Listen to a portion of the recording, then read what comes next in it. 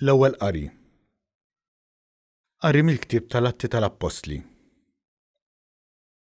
Nhar Għid il-50, Pietru flimkien mal-11 qam u qal lil-Lut bleħenoli: Nies tal-Ludija, u intom ilkoll li toqgħodu f'Ġerusalemm, kunu għafu dan u isimgħu sewwa x'se ngħidilkom jien.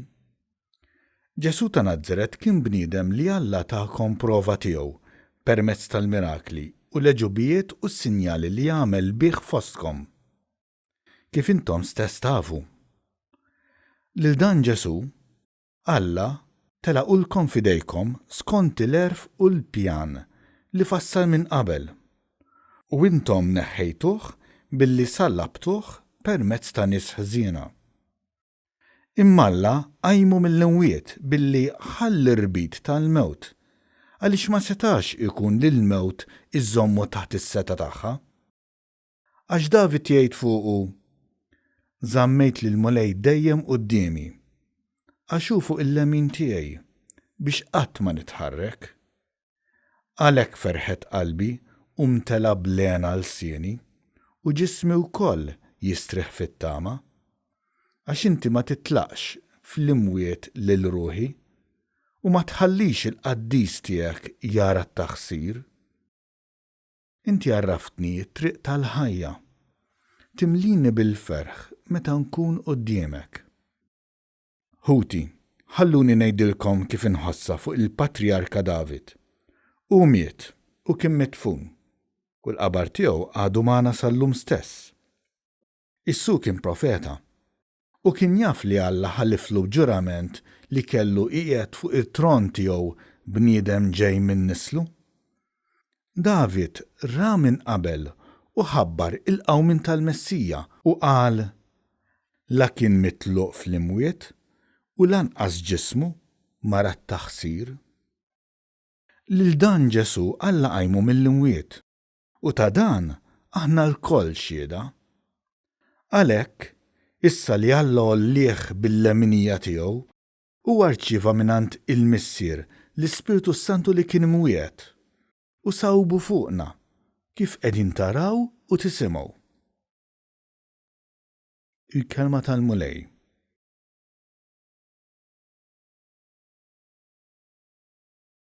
Salm responsorjali. Mulej, inti tallimni it-triq tal-ħajja. Ħarisni u Alla għax fik jien nistken. Jienet lil-mulej: Inti Sidi, m'għandix ġid ieħor ħliefek. Mulej, inti s-sem tal-wirt u r-risq tiegħi. Inti żomm f'idejk xortija. Mulej, inti tallimni it-triq tal-ħajja. Imbierek lil-mulej li tani l-fema, imqar bil-lejl qalbi tallimni. Inżomm lil-mulej dejjem qudiemi, għax bih f'leminti qatt ma nitħarrek. Mulej, inti tallimni t-triq tal-ħajja. Hekk tifraħ qalbi u titenna ruħi u ġismi wkoll jistrieħ fil-kwiet, għax int ma titlaqnix fl-imwiet u ma tħallix il-maħbub tiegħek jara l-qabar. Mulej, inti tallimni it-triq tal-ħajja.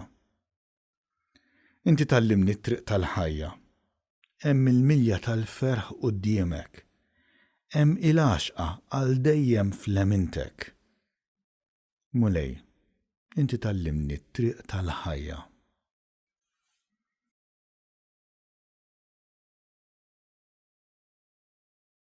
It-tieni qari.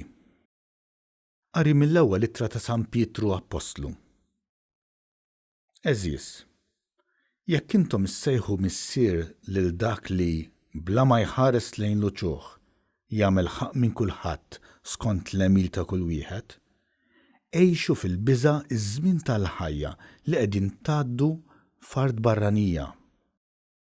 Kunu għafu li intom kontu mifdija mill-ħajja tagħkom fierħa li ħadtu minant missirietkom, mhux b'xi ħaġa li tintemm bħalma il-fidda jew id-deheb, imma bid-demm għażiż ta' Kristu li kien bħal ħaruf bla għajb u bla teba. U kien ippredestinat sa minn qabel ma saret id-dinja, imma der fl-aħħar ta' żminijiet minħabba fikom. Bih intom temnu f'Alla li qajmu mill-imwiet u taħ il-glorja. Hekk il-fidi tagħkom hi wkoll tama f'Alla. Il-kelma tal-mulej.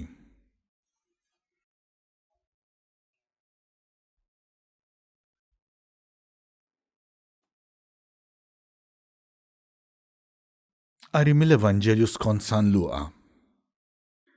Dakinhar stess fl-ewwel jum tal-ġimgħa ġara li t-tnejn mid-dixxipli kienu sejrin lejn raħal jismu Emmaus, xi 60 stadju bogħod minn Ġerusalemm, jitħattu bejniethom fuq kull ma kien ġara.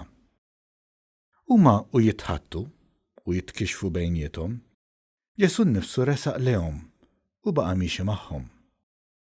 Imma għajnejhom kellhom xi jżommhom u ma setgħux jarfuh. U qalilhom, x'intom tgħidu bejnietkom intom u miexja? Huma waqfu bħarsa ta' niket fuq wiċċhom, imbagħad wieħed minnhom jismu Kleofa wieġeb u qallu: Inti waħdek il-barrani f'Ġerusalemm li ma tafx ġara hemmhekk f'dawn il-jiem. X'ġara? Staqsihom Ġesu.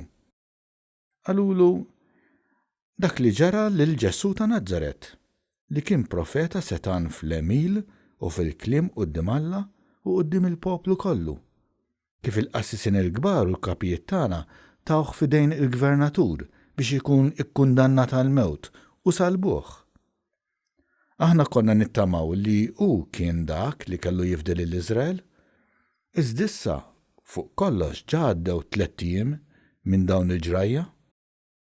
Issa wkoll xi wħud min-nisa tagħna ħażduna għax marru kmieni ħdejn il-qabar u l-katavru tiegħu ma sabuhx. Ġew jgħidu wkoll li darulhom xi anġli li qalulhom li hu ħaj. Imbagħad marru ħdejn il-qabar xi wħud minn tagħna u sabu kollox kif kienu qalu n-nisa, imma lilu ma rawhx. Qalilhom Ġesu: kemm intom boloħ u tqal biex temnu kull ma qalu l-profeti. U ma kellux il-Messija jibbati dan kollu u hekk jidħol fil-glorja tiegħu. U beda minn Mosè u l-profeti kollha ifissrilhom kull ma kien hemm fl-Iskrittura fuqu. Meta qorbu lejn ir-raħal fejn kienu sejrin, u għamel ta' birruħu li kien se jibqa' sejjer aktar il-bogħod. Iżduma ġeluh jibqa' magħhom u qalulu: ibqa' magħna, għax issa sar ħafna ħin u l-jum ġa wasal biex jintemm. Imbagħad daħal biex joqgħod magħhom. U waqt li kien fuq il-mejda magħhom, qabad il-ħobs, qal il-barka, qasmu u tawulhom. Imbagħad infetħulhom għajnejhom u għarfuh, iżdu qab minn qudiemhom. U wieħed il-ieħor bdew jgħidu: ma kienitx imkebsa qalbna ġewwa fina huwa u jkellimna fit-triq u jfissrilna l-Iskrittura. Dak il-ħin stess qamu u reġgħu lura Ġerusalemm. Hemm sabu lil-11 u lil sħabhom miġbura flimkien u dawn qalulhom: il-mulej qam tassew u der lil xmum. U huma wkoll tarfulhom x'kien ġralhom fit-triq u kif kienu għarfuh fil-qsim tal-ħobs. Il-kelma tal-mulej.